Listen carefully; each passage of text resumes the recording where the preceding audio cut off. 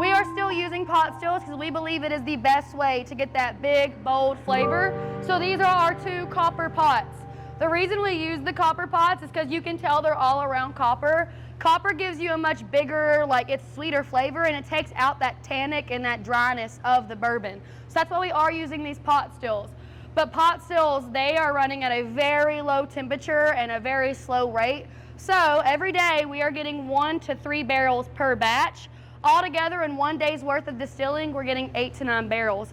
I would show you the barrel room, but it is locked up. But you guys, I don't know if you've ever been here before, but in our barrel room, it is enough to only fit about 12 barrels. So that's how small we are. We just kind of believe in quality over quantity over here. Now, we actually have Longhorn to make up for it, so that's what I kind of brought you guys out here to see. They're not out right now, which is kind of a bummer, but if you look out all in the distance, they're all hanging out there. They are bluegrass Longhorn, but they look almost identical to Texas Longhorn. They all are named after friends and family, so there is one out there named Baby Kate, obviously. It's the best looking one, obviously. So that is Baby Kate's out there hanging out, so if you see a good looking one, you know who it is.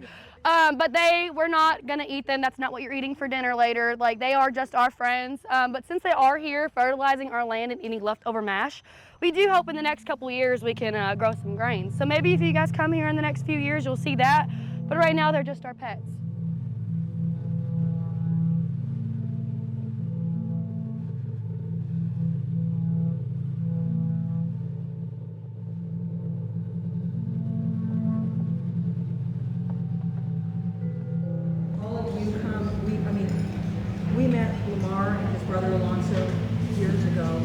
And since then, one by one, they've brought friends.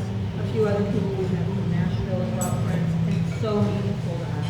We're small, most people don't know who we are, but we're committed to making really great bourbon and having a good time and meeting amazing people. So thank you so much for finding us and for joining us. Thank you. Thank you for having us.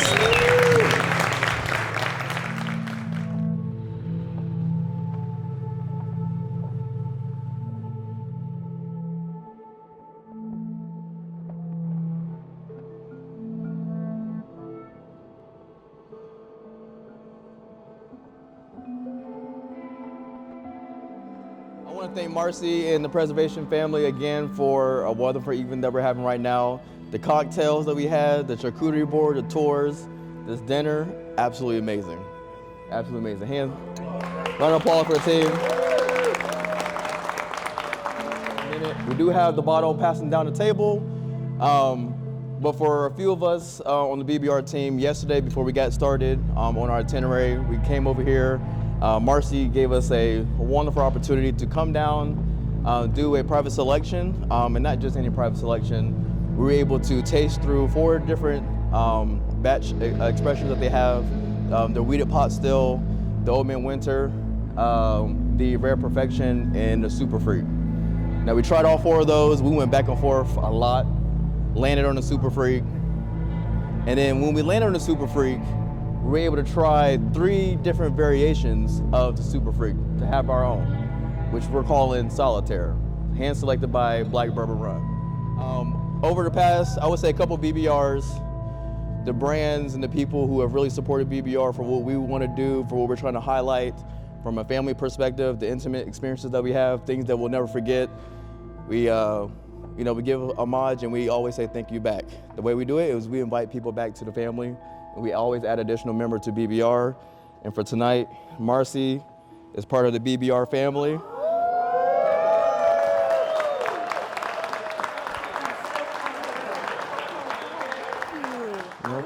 No problem. So if you look on your right sleeve, if you look on your right sleeve, this is your member number. So you're a member 110. 110, okay. On the BBR group. So we got the 3 double digits.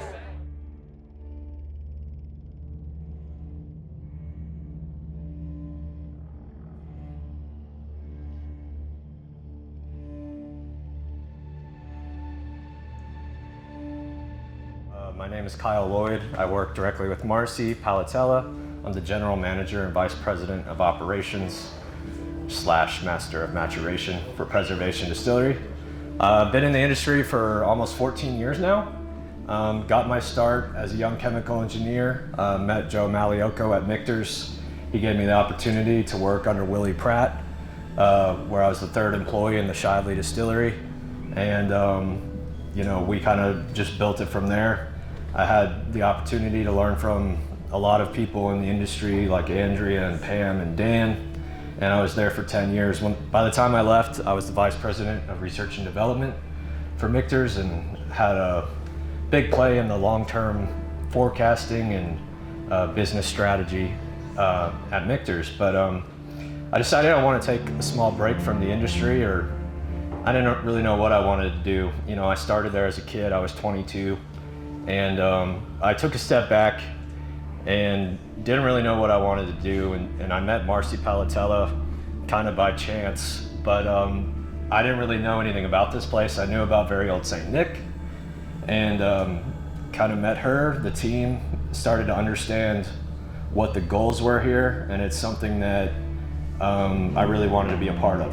So Marcy and the team here brought me out of retirement, for lack of a better word, and yeah, I've been here formally for 2 years, but consulted with them for about a year prior to that. So we're starting with our namesake Preservation pot distilled wheated bourbon. Being well entrenched in the industry, it is an extremely difficult thing to invest money and wait 6, 7, 8 years to start seeing the fruits of your labor. And that is the reason that, you know, I really became very interested in this company, because that's the quality that, you know, I wanted to align myself with. And you know, we spent a lot of time developing the flavor profile that we want Preservation wheated bourbon to represent. Marcy and I worked on it for about 18 months. Even though barrels were ready when I started here, we wanted to have like a really established pipeline of lots that we could do over and over and over again. So everything we do is a 3-barrel batch or less. So a lot of times we don't always delineate between single barrel or batch, but regardless of any product you see at Preservation, we're very hands-on with the product. And the unique thing about pot distillation is the amount of ester carryover from distillation is tremendously higher than what you would have in a column still. Esters are higher boiling point molecules, and most of those are going to wash out in a traditional column. Esterification is a process that happens when the esters come into contact with acids from the barrel. They will start to cleave a hydrogen bond and start making blockchains. We've heard blockchains in terms of crypto, but basically they start piecing together and they make, so you have one ester becomes 2, becomes 4, becomes 8. Each one of those lengths of molecules has a different mouthfeel and has a different fruity quality to it. So a 12-chain ester, like duodecanoate, is going to have like a mango flavor, but just a normal ethyl ester is going to be more citrus.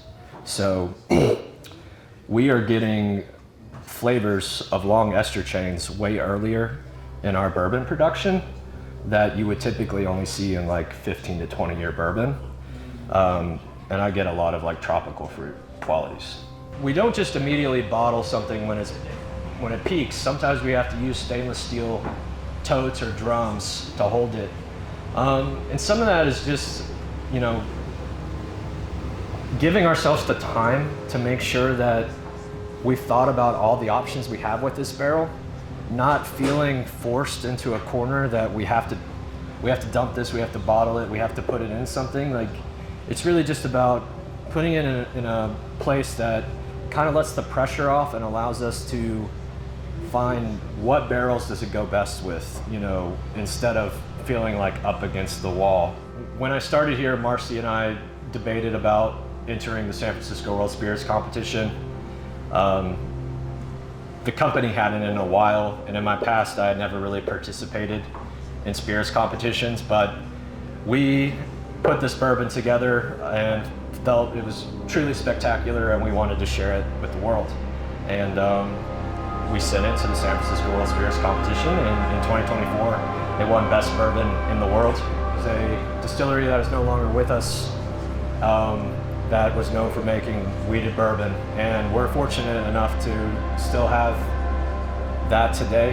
You know, Marcy had the foresight to buy as much of that as she could, and we are, you know, it's a wonderful thing as someone that's, you know, a bourbon scientist that has committed their career to blending, that I still get to work with things from the past of that caliber, and that's what True Religion is here to showcase. So we had done 17-year releases of this wheated bourbon in the past, but this is a new part series. It's 3 parts, and this is the first of them. This is the highest proof of the 17 years we've done, and this one is 127.6 proof, and I think it's phenomenal. It's one of my favorite bourbons I had the pleasure of putting together with Marcy. I made the Old St. Nick label, which is kind of how I got started in my own stuff. And I took a brown paper bag and burnt the edges with a Bic lighter. Some of you are too young to even know what a Bic lighter is, but and I hand drew that old man that's on the front of all the Old St. Nick. And I got, through a very good contact, the number of Julian Van Winkle, who was only making 2 weird products at the time, nothing like what you see today. And I brought Julian my idea, which he thought was a terrible idea. And then he agreed that he would make me my bourbon that I wanted if I would distribute his 2 so-so labels overseas. So when Julian had no more whiskey, I started working with Evan Colesbean, who was unbelievable, like amazing. And Evan and I worked together for over 30 years. And one day Evan said to me, because he didn't think my label was so good, "I got you a present," and he designed this label for me. And it was so much better. It had my old man in here, but he kind of redid it and made him a little portrait. So I had these labels for a while, and I had a warehouse, a storage space full of I did probably over 300 packages, all different kinds of labels that many people collect today. But recently, I was opening up some boxes, cleaning out another closet at our offices in California, and in the wrong box were these and some other labels. These are the original labels that Evan designed for me in 92, 95, something. Nobody was keeping track back then, believe me. But this is so there's not only 20-year-old Kentucky bourbon in here, but these are the original labels. There'll never be more. I'll never reprint them again, exactly like this. But that's what this is, and some of you already have this bottle. Frank, wherever you are, Frank has that bottle. You know, if you still have your 17 and 20, it'd be great to compare this one. So this is a 17-year release that we have not done in many years. This was the Unicorn release. I believe it came out in 2021. This is also from a distillery that closed in the 90s. And this is wheated bourbon as well. So this is part of the original 3-part series, and the True Religion represents the new era of how we're utilizing that whiskey today. But we did a very tiny run of this many years ago. We held on to a couple bottles and still sell them here and there, but it's very rare to see or be able to taste these, and we really never taste them here, but we wanted to taste them with you all.